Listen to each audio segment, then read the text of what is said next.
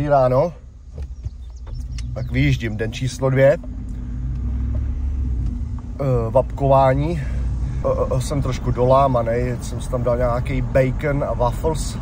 Jedu tady od baráku, potřebuju, zajedeme do Gatláče. Mě včera večer volali, že tam je nějaký lík na kabině, tak se projedem do Katlenburgu, tak to tam trošku natočím.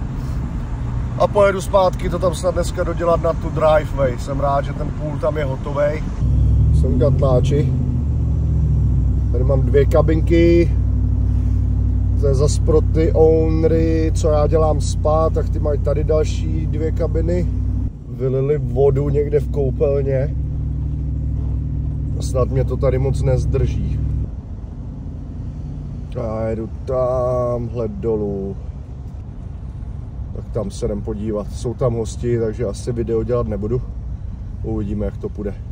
No, tady čekám na hosty, až odjedou. Přes tam připravujou. Ale kdo tady vyběh? Bear!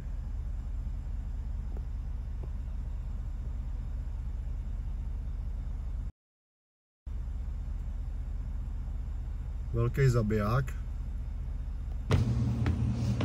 No, of course. Já jsem tady na kabině, já jsem si říkal, jsem vyzvedával odpadky z kabiny. Vyzvedával odpadky z kabiny a to ví, že mě tam vlez medvěd. To ví, že mě tam vlez medvěd, tady jsem teď. Tak to jdu rychle pozbírat, oni jsou tamhle dole. Otevřu dveře a oni tady oba dva sedějí a žerou tady. No, tak tady odjíždím z rezortu. Lík žádnej. Zkontroloval jsem všechny tam trubky, protáhl jsem to vodou. Já myslím, že jenom lidi tam vycákali nějakou vodu na podlahu, protože ty kabiny, ty podlahy jsou všechny holou a proteklo jim to. No, ale hlavně, že si o tom říká, jsem byl vyzvedávat odpadky na jedné kabině. Ještě jsem tady vyzvednul pod odpadky taky. Já si tam jdu pro nůž do auta. Otevřu dveře a 2 medvědi tam ležej vzadu za mým autem, vytáhli si odpadky, jsem rád, že ten cover mi tam nerozdrbali a žerou tam zbytky z toho, tak se mi nějak zastrašil, házl jsem po ně kamínky a pak přišli ještě a říkal, já většinou mám pepřák nebo bear spray, ale dneska jsem si ho nevzal. Na dálku jsem nastartoval auto, pak trošičku odběhli, pak zase přišli zpátky, říkám, měl jsem vám to natočit. Tak říkám, ještě nad tím přemýšlím, říkám, doufám, že ten medvěd, co jsem tady viděl nahoře, že mě tam nepřijde do auta a nevytáhne mě tam z toho odpadky. No, tak přišel. Frčím, jedu, projíždím tady Gatláč, nebo tady jsem tak na straně, jedu dodělat tu driveway, jedu tam pressure washovat. Jako owner tam má 2 kabiny, ptal se mě, jestli je chci sekat. Tak jsem mu říkal, že to je trošku z cesty a než sem dojedu, že ta cena by byla trošičku out. A viděl jsem tam, počkej, tady lidi nějaký to, tady policajt.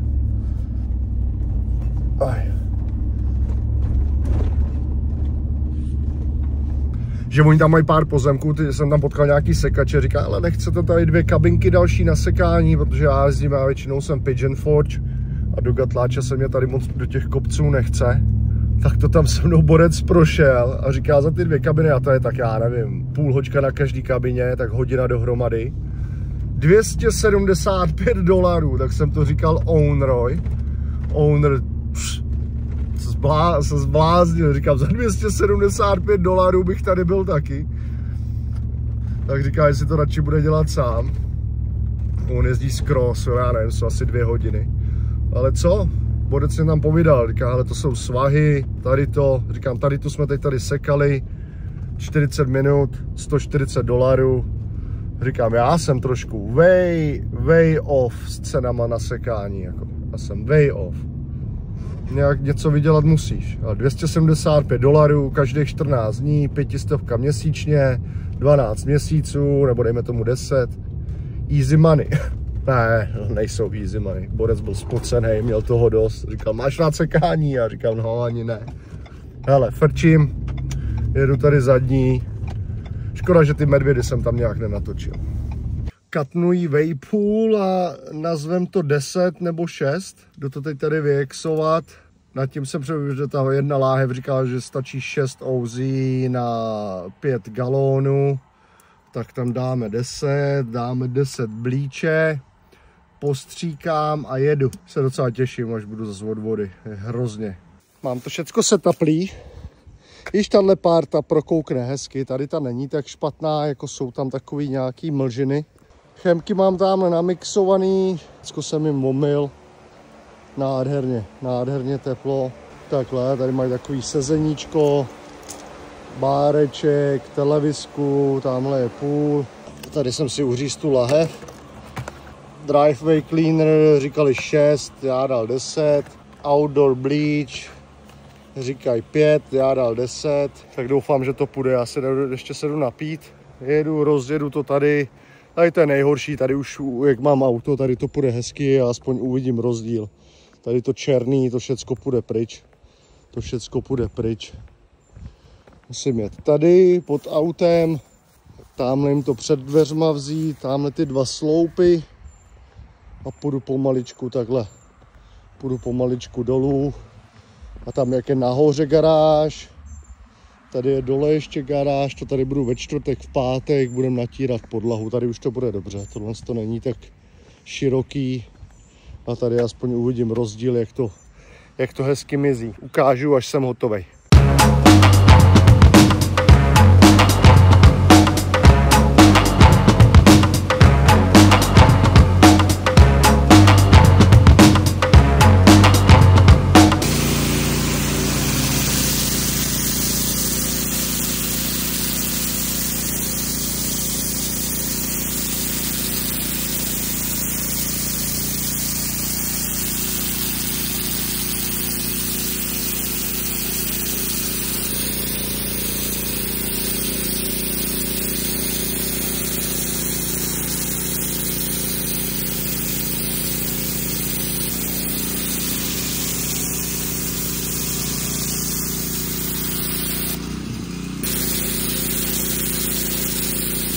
No, jsem tady, já nevím, ode 2, 4 bloky jsem udělal. Nikdy to není tak, jak si to plánuju. Ale dobrý. Tenhle mám, tady tamhle ten. Teď to stahuju tam, já jsem to vzal tady tou hlavicí. Tam mi to udělalo pruhy, tak nakonec to dělám tryskou. Rozdíl vidíš, tady čisto, tady špinavo. Teď už to půjde líp, mám 1-2 bloky, pak už se to zúžuje, pak už to půjde rychle, pak už to půjde dobře, tady to bylo nejhorší. Chemikálie nepomáhají, chemikálie nekupuj, neutrácej peníze, klekni na kolena a vydři to.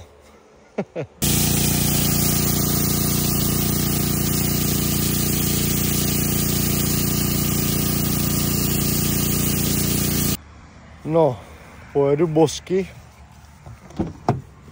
jedu pryč, mám toho dost, 8 hodin,